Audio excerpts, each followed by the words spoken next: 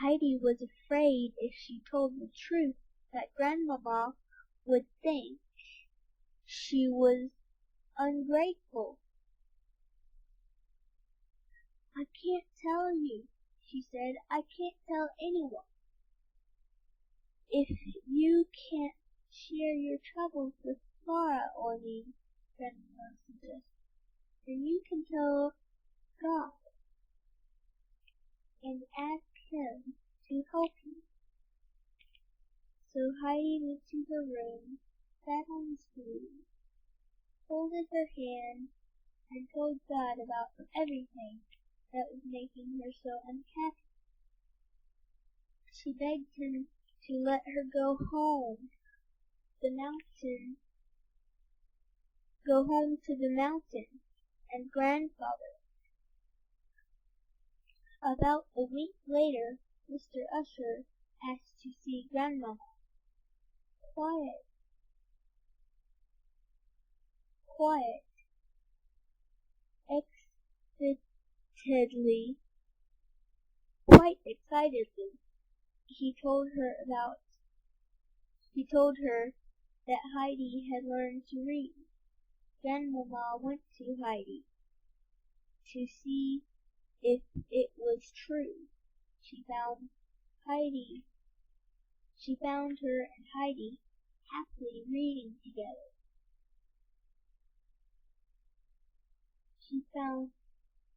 At supper time, Heidi found the book with beautiful pictures lying on her plate. "It's yours now," Grandmother said. "Even when I go home?"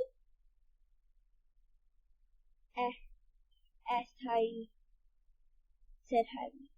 "Forever," Grandmother answered. Strange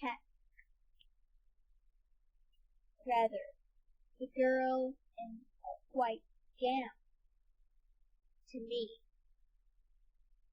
After Grandmama left, strange things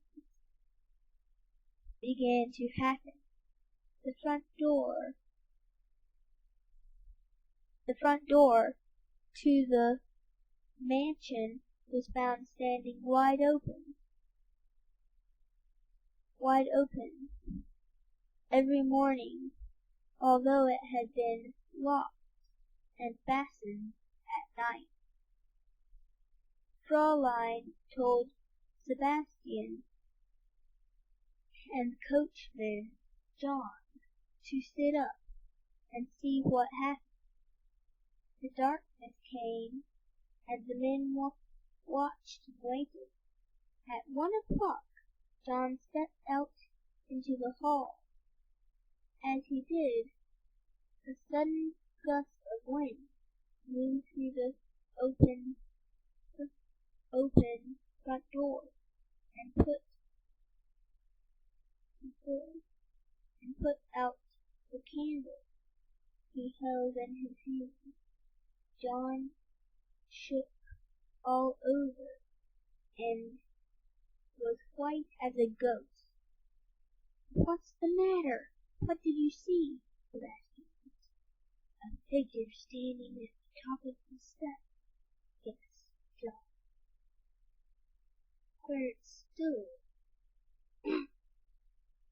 and there it stood, and then it disappeared."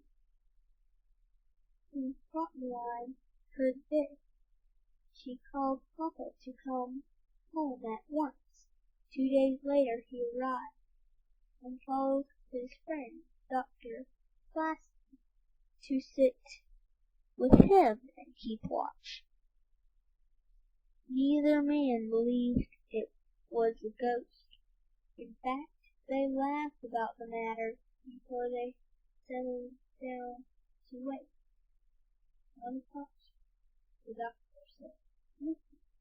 A key turned in the lock, and the door opened. So they stepped out into the hall. The moon was shining in through the open door, and it fell on a white figure standing motionless in the hall. Who is it? Who is it? Thundered the doctor. There, her little white nightgown. There in her little white nightgown stood Heidi with bare feet, standing with wide eyes and shaking from head to toe. Child, what does this mean? Said Papa. What did you want? Why did you come down here? Heidi answered, I don't know. Now the doctor stepped forward. Don't be afraid, he said, as he took Heidi to her room. It is nothing to be frightened of. You will only sleepwalk. The kind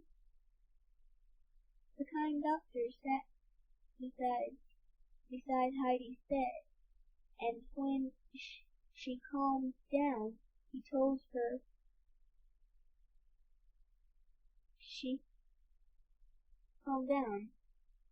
She told him how she always dreamed about the mountain and going home to her grandfather, Peter, and his grandmother, to her grandfather, Peter, and his grandmother. After she was asleep, the doctor said to Papa, Heidi is homesick, that she is pale and losing weight. Something must be done at once, or she will become ill. She must go to the mountain home. It's the only cure. Papa broke the news gently to Clara. She was upset and at first had all kinds of ideas for keeping Heidi here, but soon she agreed that it was best for Heidi to go. Papa promised that he would take Clara to the mountain the next summer to visit Heidi and her grandfather. Home again. When morning came, Heidi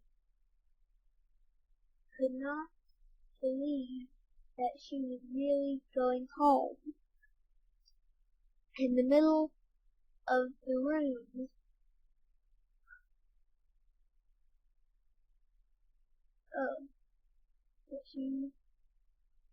that she was really going home. She spent the last few minutes upstairs with Clara, where a big trunk stood open in the middle of the room. Clara said, See what I have put in for you. See what I have put into for you. There are dresses, aprons, and handkerchiefs.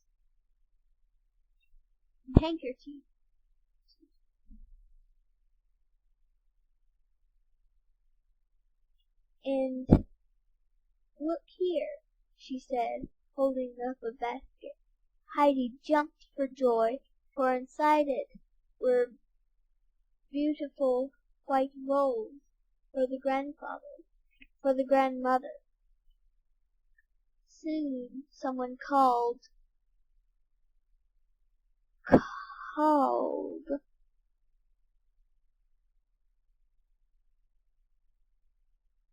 Called out, The carriage is here. The girls hugged and said goodbye. As Heidi stood by the carriage door, Papa said he hoped she would remember him and Clara. He handed an envelope to give to her grandfather.